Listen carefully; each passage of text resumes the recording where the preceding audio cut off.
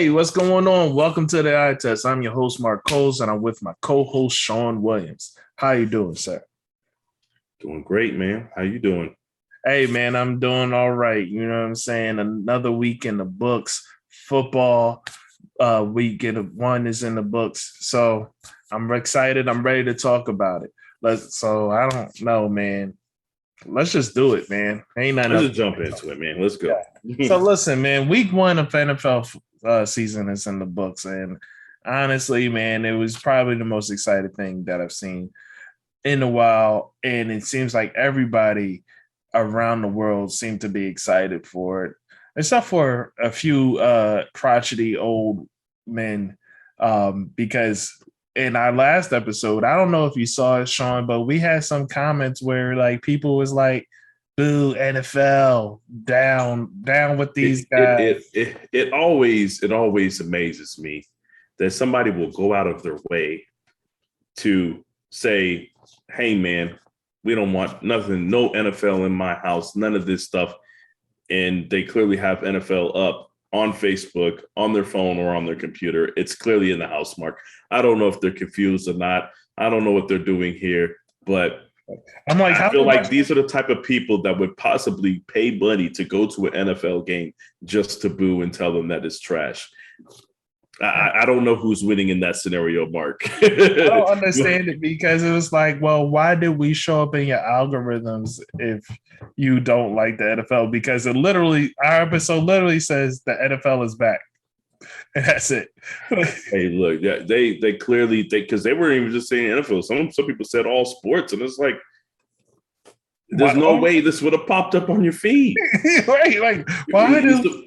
So either you are interested in sports or you're going all the way out of your way to hate, Mark. I don't know, man, but it sounds like there's some really sick people out there. Yeah, man, like very, very sick, masochists, if you will. Yeah, terrible. Yeah, and all because of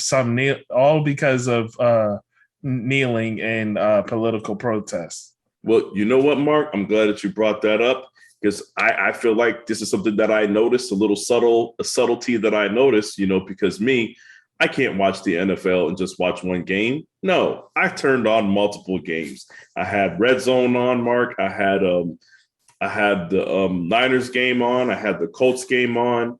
Yeah, I had all these things going at once. And one thing I did notice, Mark, is the NFL tried to play it smart this year. They did one national anthem and broadcast it across all games at 10 o'clock, Mark. They did that. It looked like it was even pre-recorded, Mark. Because you're in the 10 o'clock because you're on the West Coast. Yes, 10 o'clock, my bad. But the first set of games. But yeah, so I mean, it looked like it was even pre-recorded, Mark. So and the crazy thing was you see the singer there, and then they had like a green screen background. I was like, you're not even showing crowds. Genius. If it happened 3 years ago, Mark, it happened today. It happened now, and it feels like it's a little too late for that. But yeah, it's they finally have tried. It seems like they're trying to slowly ease out of this.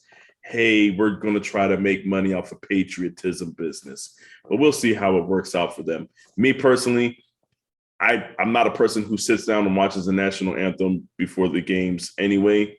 So it never really bothered me, but I just happened to notice this time because it was week one. I was excited and I was like, yo, okay, that's new. Right. But what do you think about that? What do you think about that, man?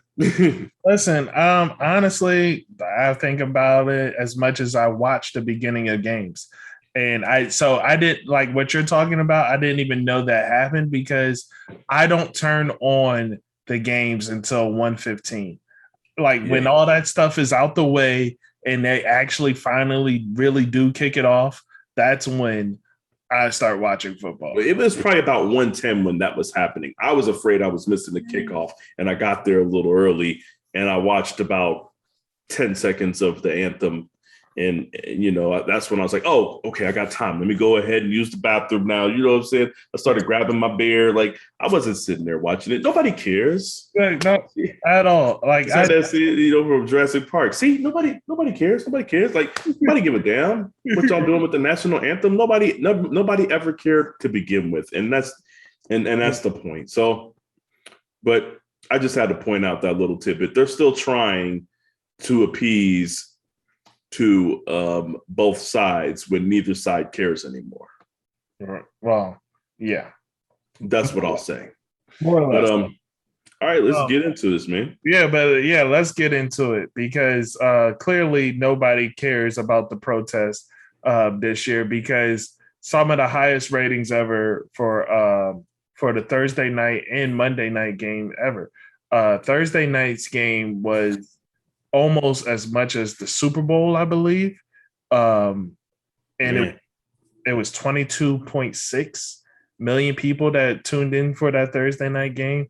And I think that the Monday night game had its highest total viewers since 2013, I believe, at 16, 17 million people watching that game one on Monday night. So clearly, like the people that are, I'm not watching, you're pretty much by yourself. Yeah. Everybody else is. So go ahead. Oh, I just wanted to start the conversation off with the Thursday night game since we're going there. And and I told you from before that was the game that I wanted to see. That was the game that I wanted to see. And it turned out that's exactly why I wanted to see it, Mark. And just to be clear, like we're talking about the viewership and all this other stuff. I always talk about how Thursday night games is games that nobody wants to see, right? Please, Mark, I just hope that they make this a trend, that they actually play games on Thursday night that we want to see. First, we start off with Dallas versus Tampa Bay. Now we're going to get them versus Washington. Okay? And regardless of whether or not the teams are good, it's one of those games where everybody tends to watch. So, once again, I don't know if, that's a rivalry game. I don't know if they're just trying to pay a little bit more attention to Thursday. A little bit. Huh? It's the Giants in Washington. It's the Giants? Scrap all that I just said there. You have to cut that out.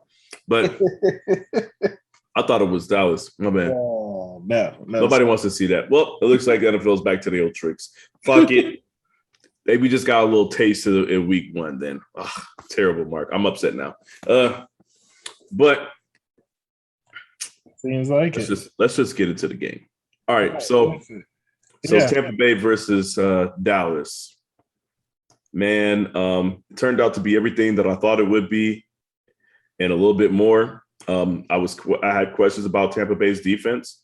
It looked questionable. It looked questionable at times. I thought that Dallas's defense couldn't get any worse, and I thought that they were getting better. I thought that they drafted well to fill the holes that they needed to. And Dallas went out there and was causing turnovers. If you're going to give up the yards and you're going to give up everything else, if you can get the turnovers, then it cancels. It's the great equalizer. And they had that. They just happened to be playing against Tom Brady and the Tampa Bay Buccaneers, So, but my takeaways from the game were Tampa Bay's defense, their secondary, especially considering the injuries, it's going to be vulnerable this year. Teams are going to be able to take advantage of that. And the run defense, I can't tell you what it is, Mark, because Dallas was too scared to run the ball. But one thing I've learned from the past, Mark, is if one coordinator is afraid to run the ball against them, they all will be. This is what happens in the NFL. If one team is scared, then the others follow suit, and they're going to play scared as well. This is how teams go on runs. Unfortunately, everybody is monkey see, monkey do, and not monkey see, monkey do. It's not a lot of trendsetters out there. Nope. Too many Indians and not enough Chiefs in the NFL. Yep. So I'm just going to tell you, Mark, this won't be the first game that you see teams just avoiding the run versus Tampa. They're not even going to test them, and it's kind of disappointing. But Dallas's offense, the other takeaway was Dallas's offense seemingly picked up right where they left off right before Dak got hurt last year. Dak looks good. The offense was rolling on all cylinders. CeeDee Lamb had a case of the drops in the beginning. Turned out he fixed it in the second half. Michael Gallup went down. Doesn't matter. Amari Cooper looked the best that I've ever seen him. And I believe Dak looked the best that I had ever seen him in that game. But yes, in Demarcus Lawrence got hurt in that game or in practice this Wednesday, so he's not going to be there. So the already shaky Dallas defense, albeit they've gotten some turnovers in this game, are going to be even shakier in the future. So Dallas just looks like Dallas, I guess, Marcus. Yeah, just good enough to run up the score and lose. Yeah, and I think we're going to see a lot of that. A lot of high scoring games from Dallas and losses, which has been par for the course for Dallas for at least the last 2 years or so. But it will be fun to watch at the very least while it's happening. But what I find interesting is that the team that wasn't out of the NFC East, at least the team that wasn't expected to come out on top. And right now they are leading the division, which is my Philadelphia Eagles. They had to throw that in there, huh? Yeah, they are leading the division. And the way things are beginning to shake out, they may actually win it's only week 1. We don't know how things are going to play out, but as it stands, things have seemingly moved into their favor a little bit with the falling of Ryan Fitzpatrick and now DeMarcus Lawrence being gone. So Dallas defense that's a significant piece lost to a defense that wasn't very good already. Yeah. And then the Giants, this is where I got to pat myself on the back a little bit, because I've been telling people that the Giants are going to be a shit show. And I don't care what they add, who they got, or whatever. They're going to be a shit show. And week 1, they showed and proved that they're exactly that.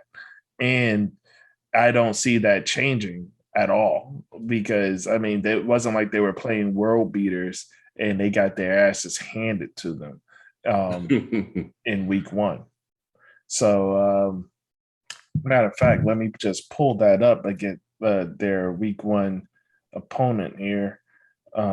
Sorry that I'm drawing a blank. Oh, yes, the Broncos. Their week 1 opponent is the Broncos. No, not a lot of people. I just want to touch on that game quickly, is because not a lot of people believe in Teddy Bridgewater, but Teddy Bridgewater, you and I believe that Teddy Bridgewater is a very solid player. And he performed. His numbers for that game, Mark. Yeah, 28 for 36, 264, 2 touchdowns.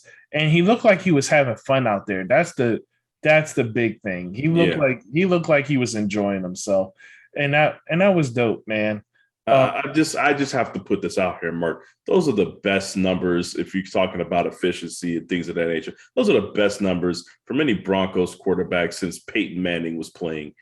That's what I'm going to say. I'm going to throw it out there. It's been, not to say that the people that came after in between there were great, but there's been a lot of hype about some of those guys that came in between there, and there's been a lot of faith put into them.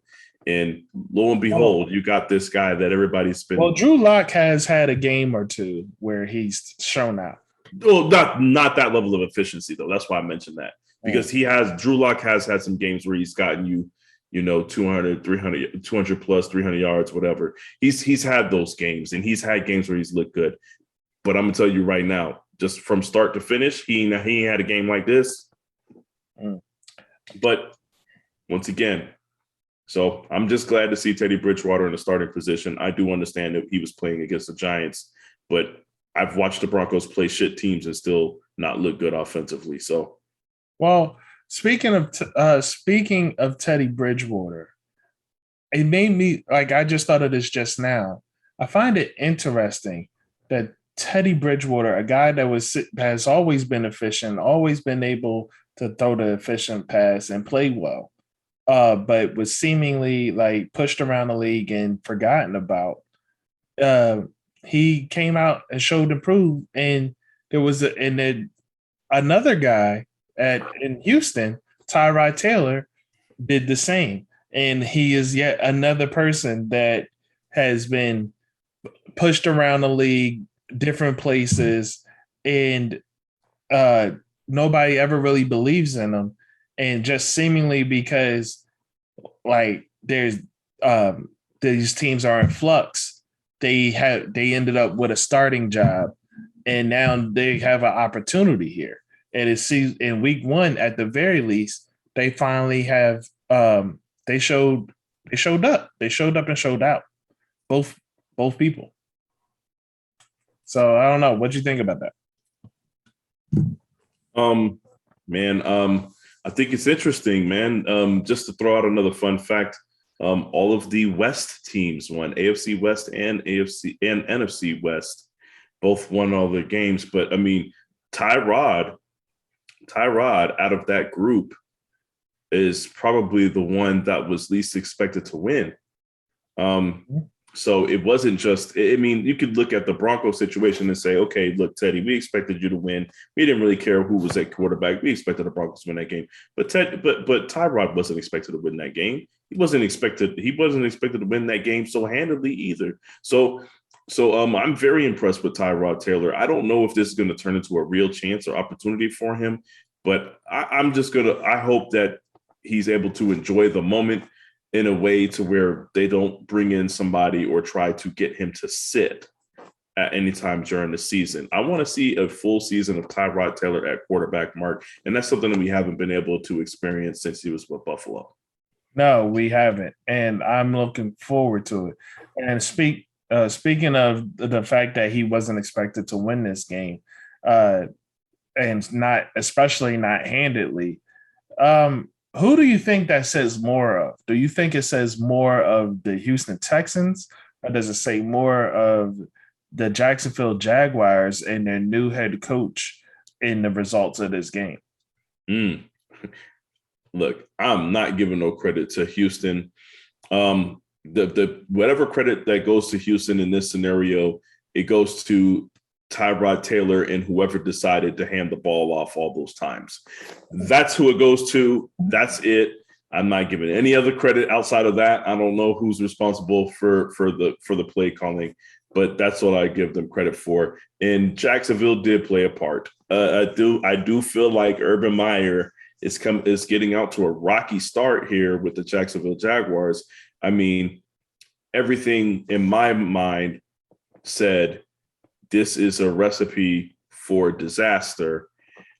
Just from the little small things that I was noticing, I didn't like the fact that they didn't have a real clear-cut number one wide receiver. I like DJ Shark, but he is not wide receiver one material yet in the league. He has the potential to be, but he's not there. And then for them to bring in Marvin Jones, Mark, it was said that Marvin Jones was brought in to be the number one, which I didn't like that move. And then you had James Robinson sitting on the roster, and these guys bring in like three more running backs. Every move that led up to this season bothered me, Mark. And now you have Trevor Lawrence back there, and you have Urban Meyer running this team. I'm not going to blame the defense on Urban Meyer because the defense is what it was last year. But offensively, yes, you can't have Trevor Lawrence out here throwing the ball 51 times. I think you're right. You can't have Trevor Lawrence throwing the ball 51 times, especially not against Houston's defense. That makes zero sense. That was an awful game plan. Urban Myers needs to figure that out ASAP. But one thing that I do have a problem with, and I've talked about it many times, is pretty much the I guess the undrafted player prejudice. Like not every team feels that way. Not every team feels that way. Not every team operates that way, but most of them do. Most of them have an undrafted or a draft pick prejudice. If you were drafted in the later rounds, you're not going to play. If you were undrafted, you're not going to play. We seen it in Denver with Philip Lindsay, who was by far the best back on that team, and yet they kept searching for answers from someone else, even though they had Philip Lindsay the whole time. Now, Philip Lindsay wasn't the greatest pass catching back, but he was dynamic with running the ball. The only time he should have been coming out is if they were throwing somebody in to catch the ball.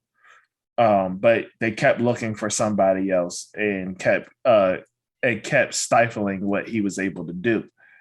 And now we're seeing it with Jacksonville with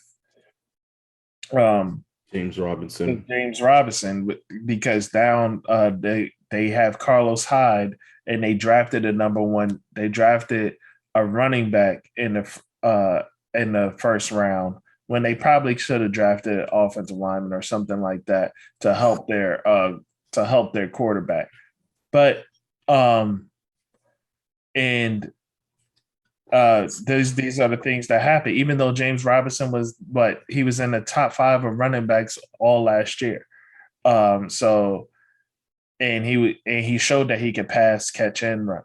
So yeah, he proved himself beyond right what most running backs in their time in the league proved themselves. He proved himself. He had plenty of time. He was there all season. He did everything he was supposed to do.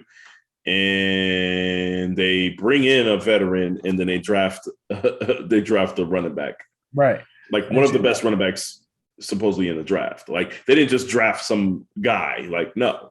Right. So it's just insane to me that this is what they would do. But like you said, they have that draft pick bias, and it's a real thing. And it more so happens to running backs than any other position in the NFL. Absolutely. Well, running backs and quarterbacks. Running backs, but I still think it just happens more heavily in a running back situation. Yeah. Well, that's because it's more running backs rotating around, whereas quarterbacks don't really rotate around as much. Possibly. Yeah, I got you. Yeah. But I see what you're saying though. Yeah, but yeah, you're right. But one such team that doesn't quite feel that way, and kudos to you because it is actually your team, the San Francisco 49ers, who had Trey Sermon as a healthy scratch, which was very surprising. And they went with Elijah Mitchell over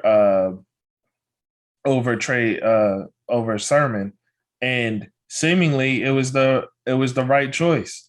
I mean, at least it was the right choice for this week. We'll see how things play out for the rest of the season. But Raheem Mostert went down and after just 3 carries, which is something that I predicted. I mean, I predicted 3 games, but I had a 3. He said, did I say games? I meant carries. He's like, see, that's what you're gonna play it. Yeah, I mean, I had a 3 in there, so I mean, I was right, and he showed out. Elijah Mitchell showed out, which was great. But very quickly, I do want to touch on Raheem Mostert because I just brought it up, and I want to get back to what I was talking about. Apparently, Raheem Mostert is receiving threats and saying and people are bullying him online and shit because of what happened. I don't know. I'm like some fantasy football fan type of stuff. Like this is his wife. Like his wife is saying that people are saying he should kill himself and all types of shit. Like, what's wrong with people, man? Like what? I can't explain to you why, man. I don't understand what's wrong with people, man. Like, I just need fans, professional sport fans of professional American sports. I just need y'all to do better. Can y'all do better? This is ridiculous, man. Like, Mark, imagine you having like a really horrible day at work. Let's say you crash a company vehicle or some shit like that. And then you come home to death threats because because this had yo, man, they might have to cut my leg off in the morning. I don't know, man. They had to cut me out of the vehicle with the jaws of life, and you guys are over here telling me that you wish I would have died in the car crash. I don't understand why I'm getting this. Like, it's like I didn't even cause the crash. It was a mechanical failure. Like, like Raheem Mostert isn't going out there and choosing to be injured, man. Like, I really don't understand sports fans sometimes, but they need to they need to let up, man. They need to let up. Yeah, man, I don't get it. It's crazy, but things, but shit is just the way fans are, I guess, man. I don't even know, man. Like that's the only way I can put it. But yeah, man, Elijah Mitchell showed out and showed improved and over the number one pick. And seemingly they started him because he was just performing better. And they said, we're going with the guy that's performing better, not the guy that we drafted number one overall. Okay, so and real quick on that situation, I haven't looked into it yet, but he was a healthy scratch, and Brandon Ayuk was relegated to only return duties. Mm-hmm.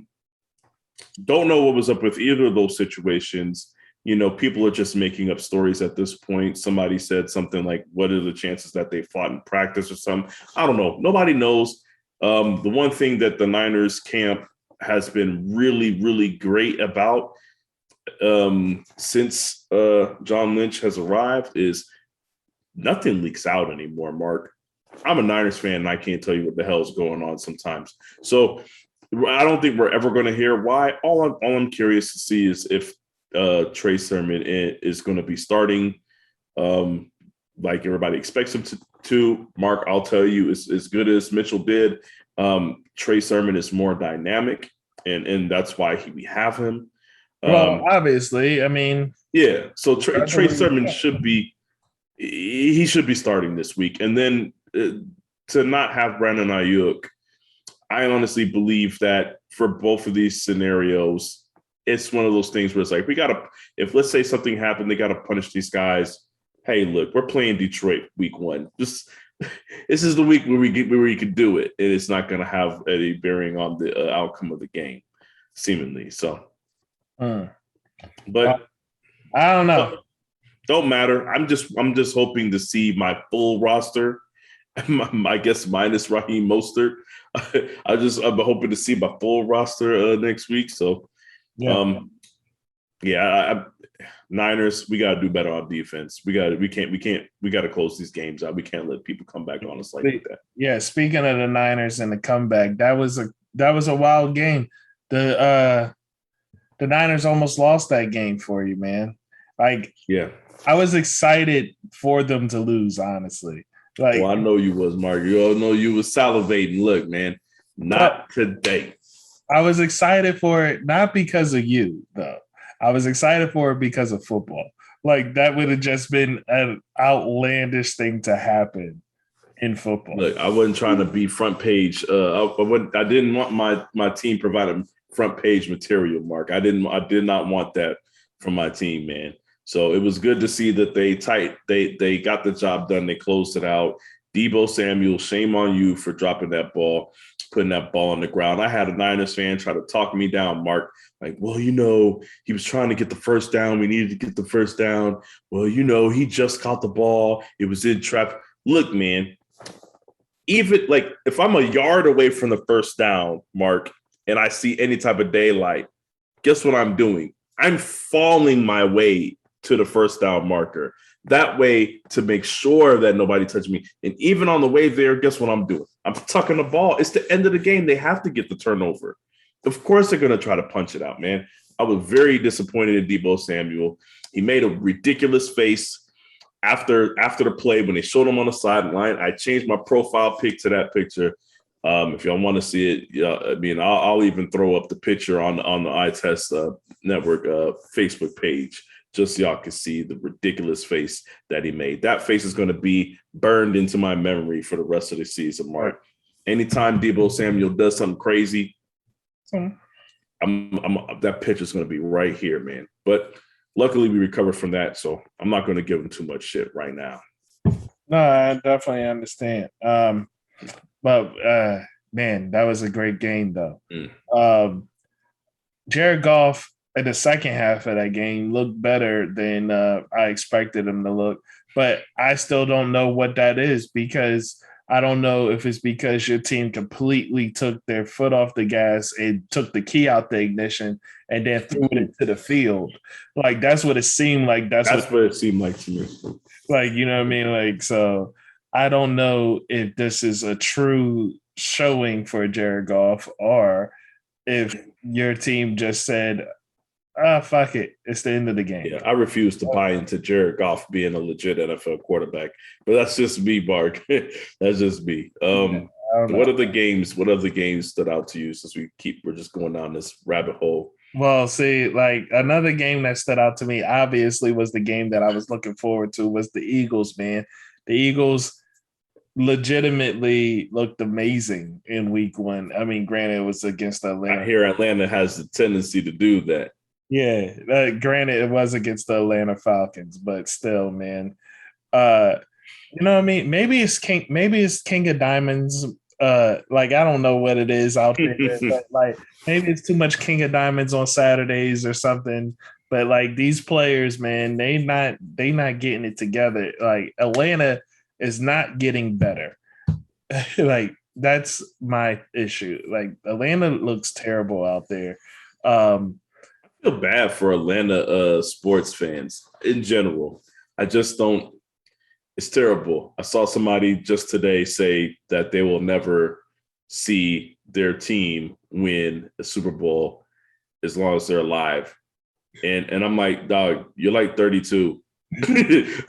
That's a bold statement. That is a bold statement, man. But that's how they feel out there. And Well, if Monday, I mean, excuse me, Sunday, if Sunday is any indicator as to why, then I understand.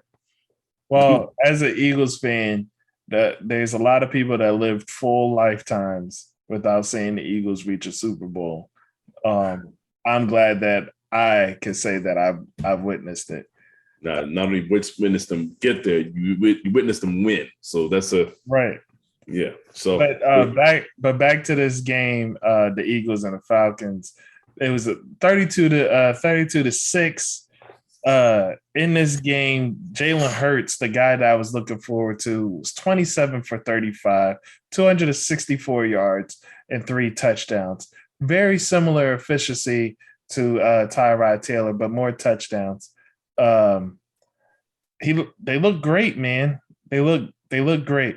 Russian leader for this game was Kenny Gainwell. Uh, he had nine attempts on 37 rushing yards and 1 touchdown.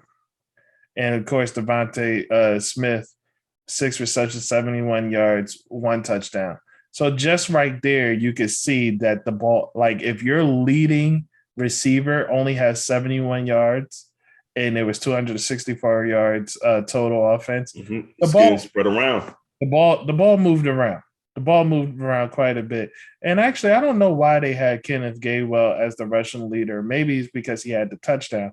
But Miles Sanders had 74 yards rushing on 15 attempts. That's weird. Okay, yeah, that's what I thought. I thought he had better numbers. But yeah, no, it's like I said, I would like to say, I mean, the Eagles did look great.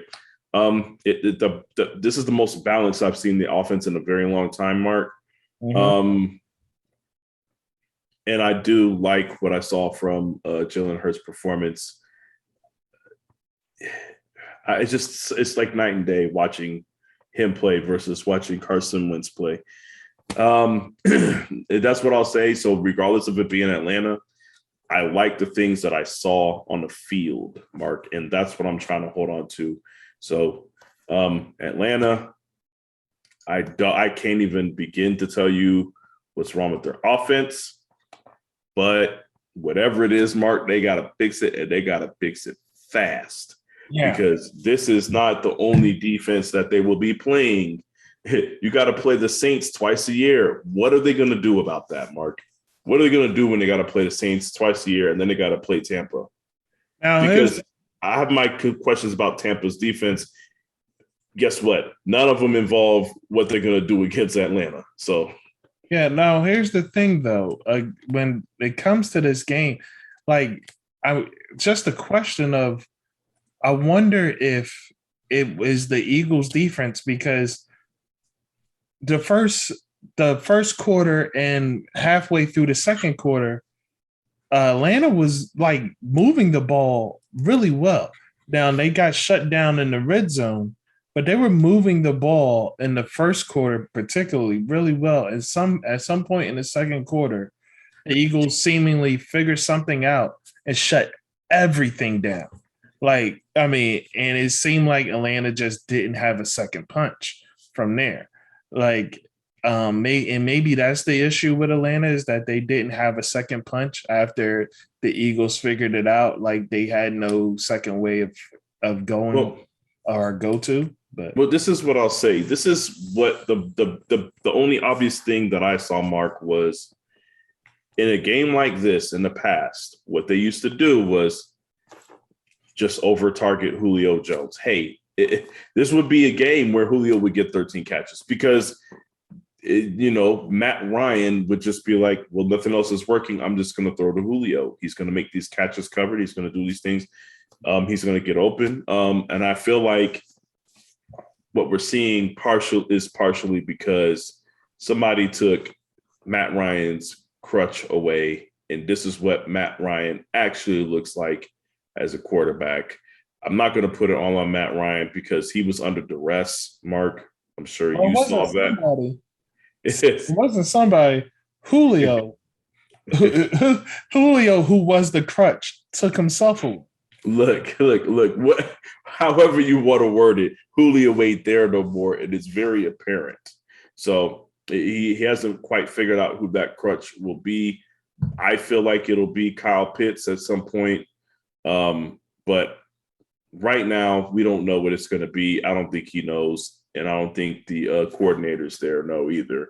And like I said, I will give props to. I do believe that the Eagles' defensive front has always been great. So it could be part of it, but I just haven't. It's been so long since I've seen Atlanta look like this. Even when they were losing their games last year, they didn't look like this. Yeah, and it looks crazy the way it is currently. Yeah.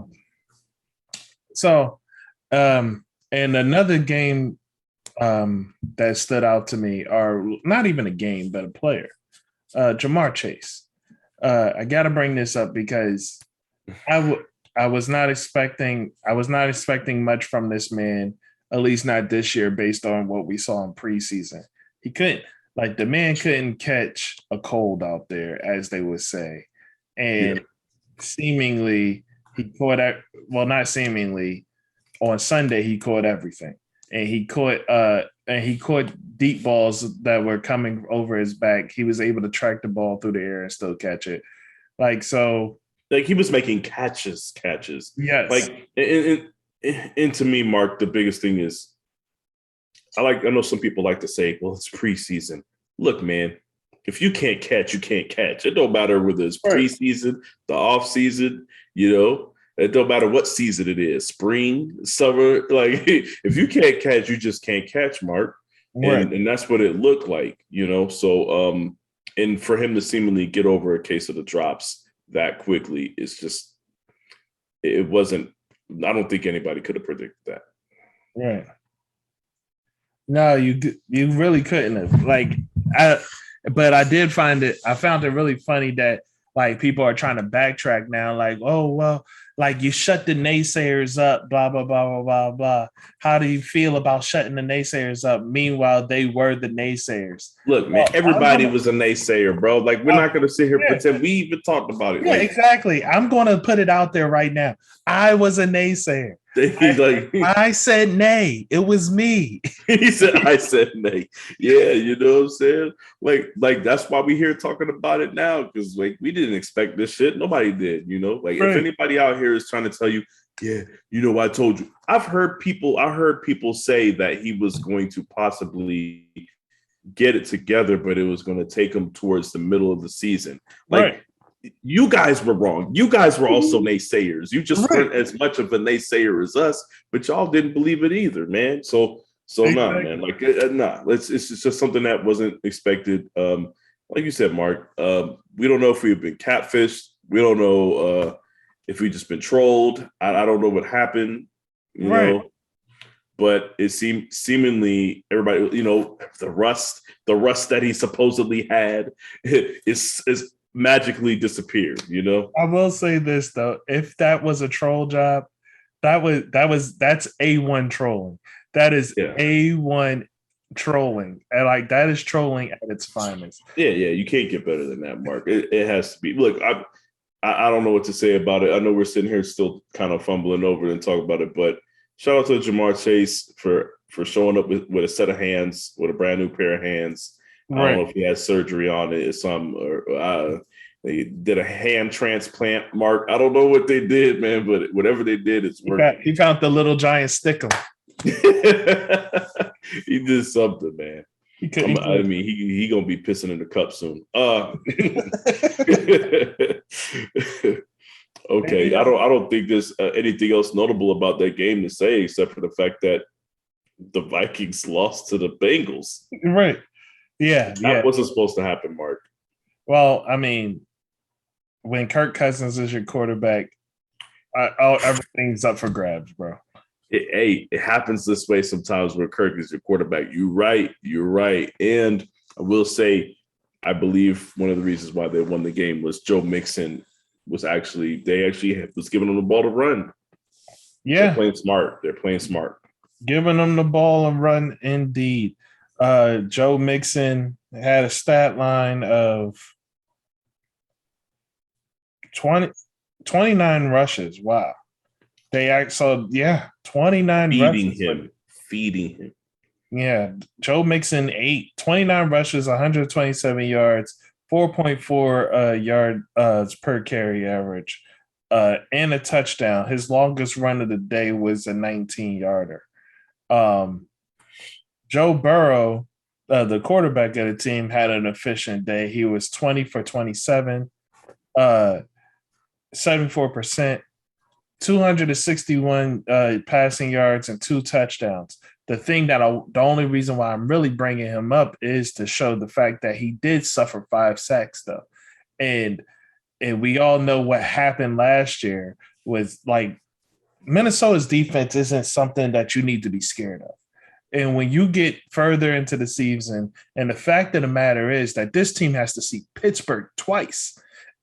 Like they have to see Pittsburgh twice. You gotta play the Browns defense. Exactly. And you have to play the Browns defense twice. And then you got the Ravens defense. Like you're just playing the best defenses every week. Like right. It seems like, you know, like that's 6 games worth of defenses that you gotta face that are dangerous. Right. And you already have suffered 5 sacks against Minnesota. Like this is a recipe for disaster. Like I hope what's TJ Watt gonna do? Like, I really hope you enjoy Jamar Chase, Bucko, because it's not going to feel good later on when Pittsburgh puts up 7 sacks in a single game against you. Like that's not going to feel good. And then, because, I mean, that's just the sack total. How many hits you going to suffer? How many, like, Doug, you just came off of season-ending injury because you were running for your life, and it looks like you're going to be running for your life again. Well, I'll take 27 catches though, Mark. I mean 27 passes. I will take that over the ridiculous numbers that they had them doing last year. So try to minimize those dropbacks. But if there's a 20% chance, or if you're being sacked at a 20% rate, Mark, that is not good. No, that is not good. Right, exactly. That is not good at all. Jesus Christ.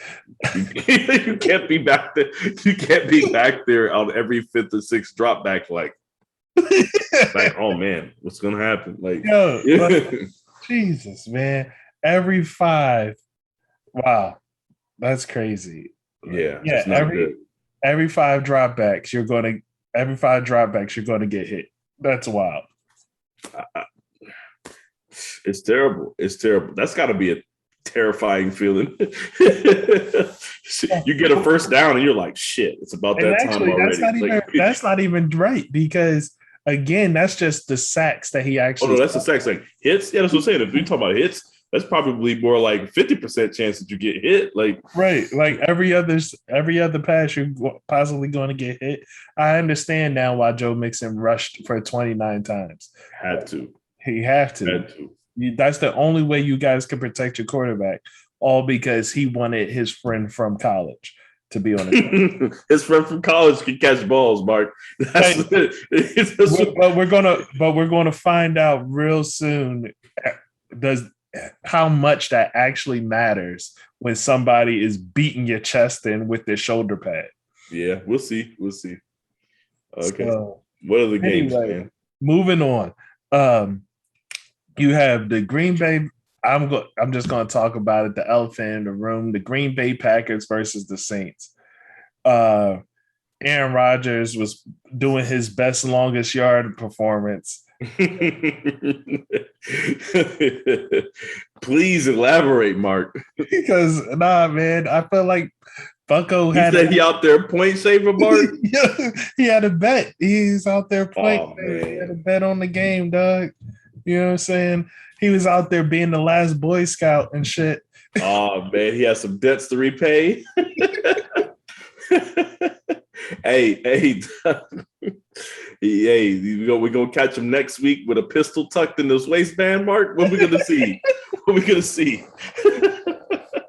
I'm trying to figure this out, man. What is going on with Aaron Rodgers, man? Like, look, I can't. I'm not going to believe that he just played that bad. Yeah. Whether he's shaving points or not, whether he owes people money, I don't know, Mark. I don't know the reason why. I don't know if he's just being petty. He seems like the type, but that shit is unacceptable. That's what I want to talk about with this game. Unacceptable performance from Aaron Rodgers. Mm-hmm. I didn't like. I feel like maybe he wasn't all the way in it, and then it's very unacceptable as a franchise, Mark, for you to pull your starters out with 11 minutes left in the fourth quarter. 11 minutes left in the fourth quarter, Mark. When was the last time you've seen a team take the starters out with 11 minutes left in the game? I've never seen it. I'm being honest. I've never seen it, and I find it highly disrespectful. Yeah, I've never seen it either, and it's the part that bothered me, Mark. They didn't just pull Aaron Rodgers. They pulled everybody. I looked. I was like, okay, Love is in there. Wait a minute. Is that A.J. Dillon? Oh, you guys pulled. Then he started looking at the sideline, and you could see all the wide receivers on the side too. So you guys took out all the starters. All of them. See, that's where I have a problem, Mark. Yo, this exactly. is football, it wasn't man. like they took out one or two. It was every starter. Like everybody. Like they were playing a fucking high school game. Like, Doug, where's your pride? This is on national television. Where is your pride? Thank you. So national television. Thank you, Mark. When I say this, like you waved the white flag. You threw in the towel, man. With a whole quarter left to play. Yo, plenty of time. The score, Mark. What was it, 33-3 at the time or whatever? Look, you have to go out there. You could probably get two quick touchdowns in that time. You're Aaron Rodgers. You could probably get 3 quick touchdowns in that time. Make the score look respectable. I remember a certain game, Mark, that happened in the playoffs last year where you had the Steelers and the Browns playing. And the Browns were beating the dog shit out of the Steelers. And guess what they did, Mark? They stayed in the game. Guess what they did? They end up scoring like 28 straight points. Okay, look, you can.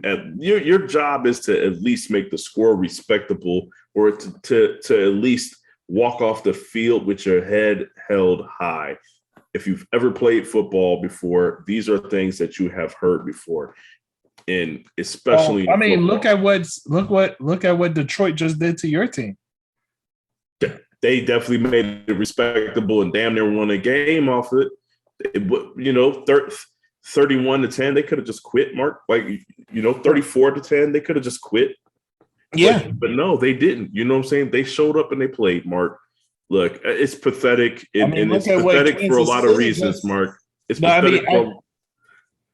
Yeah, you're right, and I guess this is the this is the difference, the fundamental difference between Kansas City and Patrick Mahomes versus people like Green Bay and shit. Because Patrick Mahomes has been down yet again, and he's won. Like, let's talk about that game, Mark. They got outplayed. Let's just be real. Like, Kansas City was getting outplayed by the Browns, and they somehow won the game. And that's just what it is. Like, it was a close game. I kind of expected it, not expected, but thought that it could be a close game, just because, we heard me, Mark, if you're going to have all those guys on defense play defense the way they do and then run the ball the way they do, you're going to end up in a lot of close games. So, but like you said, there's a difference, man. There's a difference between teams that play to the last minute and teams that pull their guys out. The more I see of their coach in Green Bay, the more I dislike him. No self-respecting coach will pull their guys that early. And it's more concerning that, number one, I didn't see guys fighting to get back in. Exactly. Because it says one of two things. Either those guys don't got that fight in them, or they're just tired of fighting with the coach. Yeah. Or just things on that team may be in more disarray than what already seems like it's too much. Yeah. Because the fact that these guys don't want to fight for the team, or they just don't want to be out there. You at least fight for your brothers on the field, Mark. And I'm going to use a work reference here. We both were in maintenance. There's days where you just man, these people above us don't know what the hell they're talking about. They don't know what the hell's going on. They don't really care about what's going on. But at the end of the day, what makes you still work your ass off on that night is the people that's next to you. You know what I mean? Right. And you ride out for them. That's what you do. So, and that's definitely a concept that has been around in football for a very long time. So, yes, there might be a little bit more going on with the team dynamic there than we know of. Yeah, man, I don't know, but it's looking bad. But that was only 1 week. It's only week one. We'll see how things go moving forward. You did want to talk about teams and how they approach their preseason. And Green Bay was one of those teams that held a lot of their guys out of preseason, to a lot of their starters out in preseason, and it showed. It looked like they weren't ready. But it also looked like they didn't care that they weren't ready.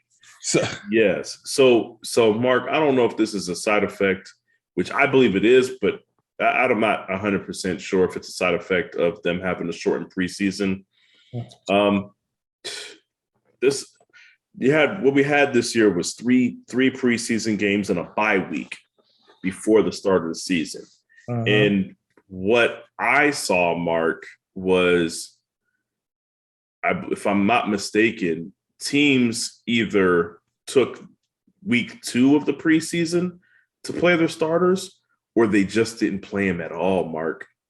And even in the week 2 games that I was seeing the starters playing in, typically you have that 1 week where they play 3 quarters, Mark.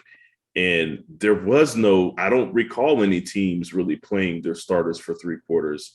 It wasn't very, so these teams that are completely bypassed, they're playing their starters a significant amount of minutes in a preseason. All of these teams had chemistry issues. all of these teams look like they had rust. So yeah, I feel like a lack of preparation is what caused a lot of these teams to have the performances that they did. And my biggest issue with that, Mark, is you can't give away any games in the NFL. Right. You cannot give away any games. There's only one bye. There's only one team with a bye in the playoffs now. You cannot afford to give up any games for free. And seemingly some teams decided that that's what they were going to do. So shame on those teams. They get everything that they're getting everything that they deserve, Mark. And yeah, you think they would have learned something from watching the slow starts to last season due to the lack of practice in preseason due to COVID. Right. But it seems like more teams just bore down into it, which is weird. But yeah, don't know what to do about that. But anyway, moving on. So I guess the only thing really to talk about, that's it for what I had that stood out to me. Is there anything else that stood out to you? I don't know if anything. Well, anything else that stood out to you, rather. Okay, this one last thing. The Ravens. I'm starting to lose faith in the Ravens, Mark. And I know this is one game. It's the Raiders, though. It's not. It's less about the Raiders, and it's more about what I saw. Mark Andrews, whatever chemistry that Lamar Jackson and Mark Andrews had in season one it just seems like it's just deteriorating year by year. He still has Marquise Brown as one of his wideouts. Marquise Brown played well this week. He did. He made some catches. He made some catches. But Mark, every catch. Do you believe that this is the Marquise Brown that you saw? Do you believe that's the one that you're going to see for the rest of the season? No. Okay. I didn't like what I saw from Lamar. I don't blame him, though. But I didn't like what I saw because he still obviously feels as if he has to do everything. But like I said, I'm not blaming him because if you look around at what his team's been doing performance-wise around him, you would feel like you need to do everything, Mark. And so I can't fully put that on him. If he goes out there and he does too much and he fumbles, so be it, Mark. So be it. It's just what comes with the territory. They got two running backs with ACLs, or excuse me, three running backs with ACLs torn. So I don't know what they want from him, but I'm losing faith because I feel like at this point we just got to say it's a crime what they're doing with him and the amount of talent that they're putting around him or lack thereof, Mark. And I understand I may be speaking prematurely because Sammy Watkins should be coming up as well as Rashawn Bateman. But to me, if the best you can offer is an aging, injury-prone veteran and an unproven rookie, Mark, if there's no in between with you guys, then I don't know. This is just something that I feel like they're asking Lamar to do too much, and that is going to be to the detriment of his, or it has been to the detriment of his development. Yeah, I can't disagree. That was my final thought on that. So that's it. That's all I got for today, man. All right, man. So with that, I guess let's just look at week 2 and see what's going on for week 2. Week 2, 49ers versus the Eagles. You and I directly come head to head at 1 p.m. on Sunday. I feel like we did this before. Actually, we did this last year. Why are the Eagles playing the 49ers 2 years in a row? Oh, are we? Hold up. Do we play your division this year? And last year it was an out of division game. Last year was an out of division game, I believe, and this year is a No, excuse me. Last year was a division game. This year it's out of division game because your division plays the AFC West. All of you guys get your turn to play the Chiefs and the Raiders and all them. What's up? You're an NFC team, right? I know I'm an NFC team. We play one NFC team and one AFC team. No, I'm saying yes. I'm saying that. I said division, not conference. Yeah, but we play. What division do we play in the NFC? It's not us. Okay. Because I believe it was y'all last year. Like I said, we ended up playing Washington last year and all that. Okay. If I'm not mistaken. This is an out of division game. I guess they was like, well, we'll give the 49ers a shot again to beat. Man, don't talk crazy like that. Anyway. Did y'all not lose? Are we going to talk about why we lost? Or are we just going I don't care why you lost. Did you lose? Of course you don't, Mark. Why should I care? As long as why should you care? You should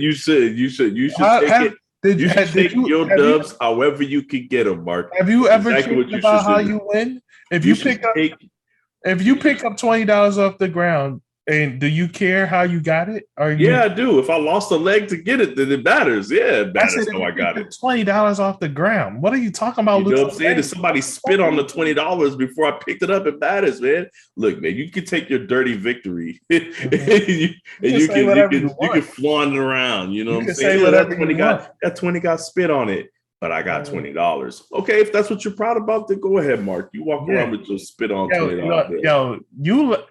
If you let a little bit of saliva stop you from getting $20, loan me some money. Clearly, you rich. Hey, look, that just says how long it's been since you had $20. That's all it says. That's all it says, Mark. I'm sorry that I have children and a family to take care of. Yeah, you figure out how to feed the Philadelphia Eagles fans. How about that? Listen, like I said, well, clearly you rich. If you can just be like, that $20 has spit on it. I don't think so. Yeah, that'll make me rich. Give me some money, bro. That makes me a human being with dignity. Give me some money, bro. I didn't say you saw them spit on it. Look, man, look. you wildin', man. Look. I'm just saying, give me some money. That's all. But either way, for this game, obviously, I'll say this is I think the game will be closer than some people think. ESPN has the Niners here predicted. They have a 52.8% chance of victory. 46.8% chance for the Eagles and a 0.4% chance to tie. So that's where we're at here with this game. So apparently ESPN also thinks it'll be a close game. So I agree with them, but I agree with ESPN. I'm edging the victory to the Niners. I feel like it's going to be a one-score game, Mark. Last possession. Well, I'm gonna tell you right now, bro.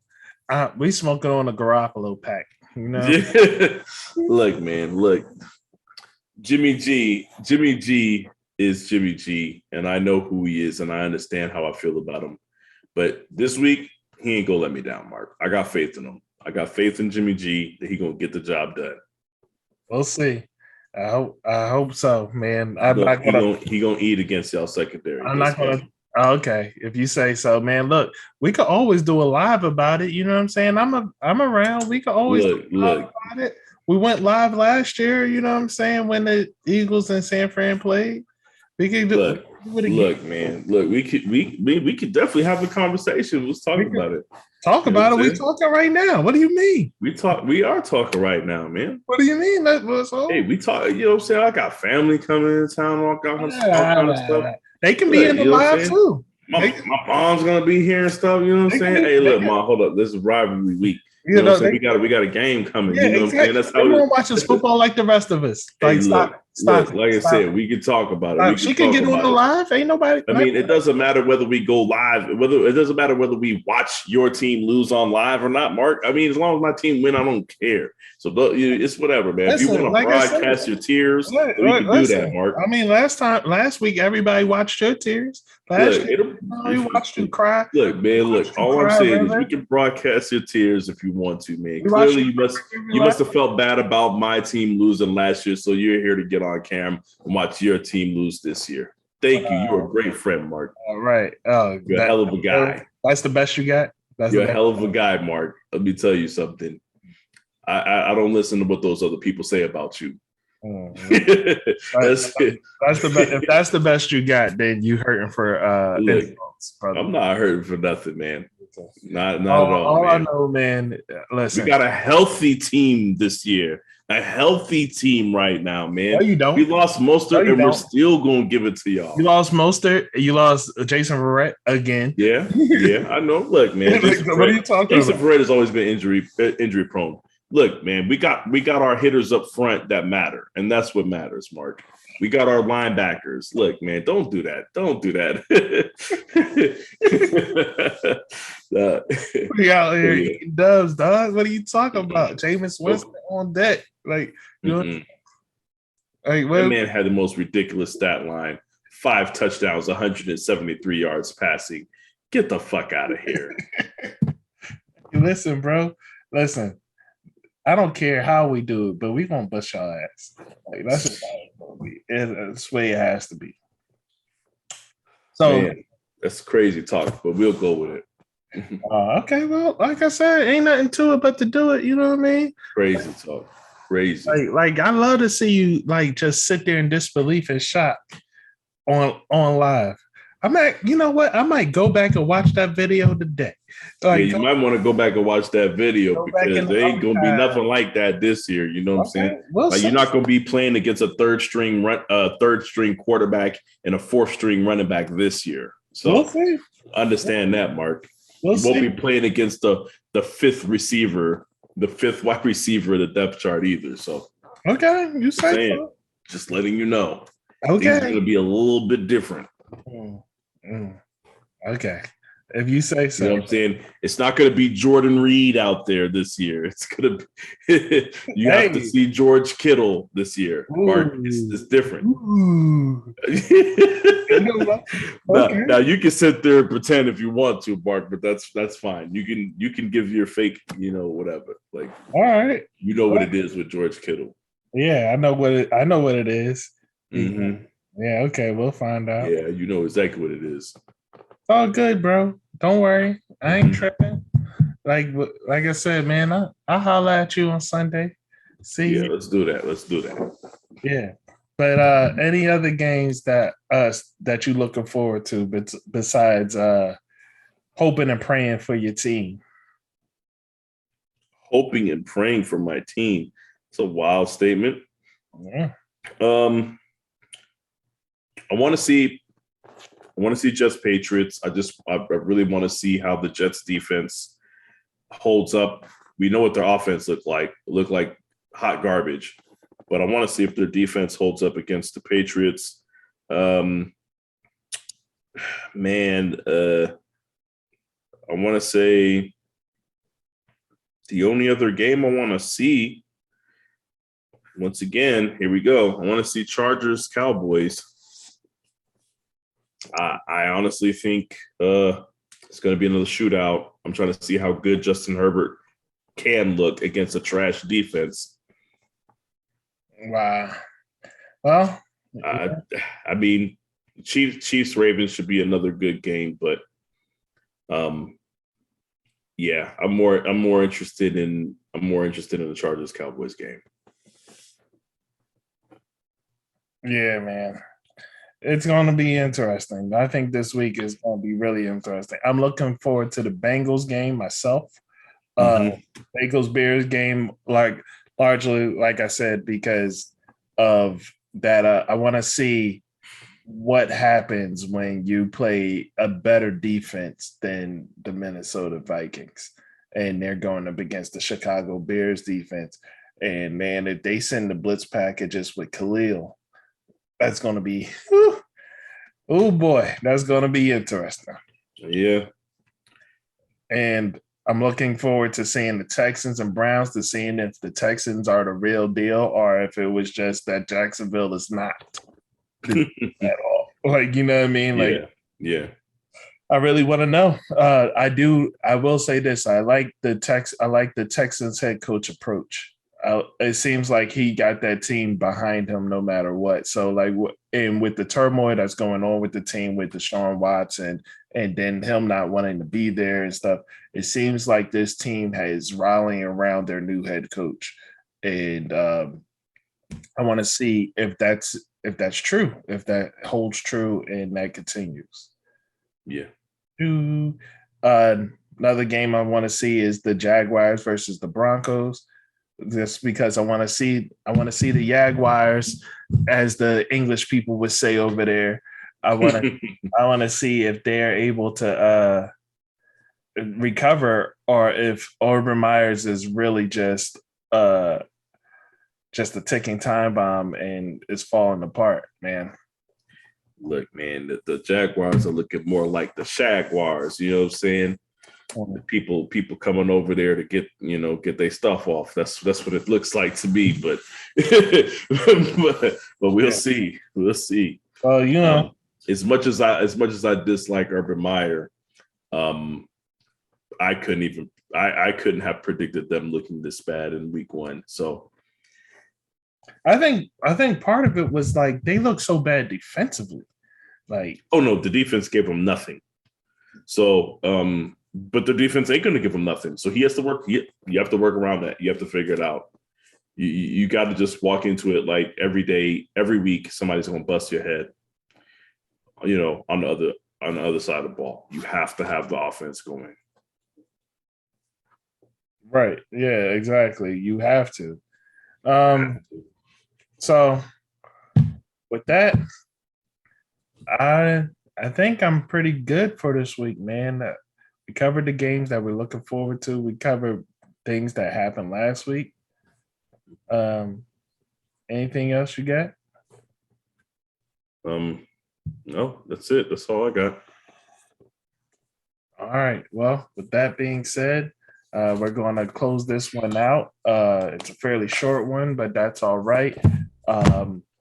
And we'll come back next week with a little bit more. There's a few things that we did get into this week that we really want to talk about, like the tragedy that was Evander Holyfield's fight versus Vitor Belfort, and a few other things that are going on around the sports realm. So, with that being said,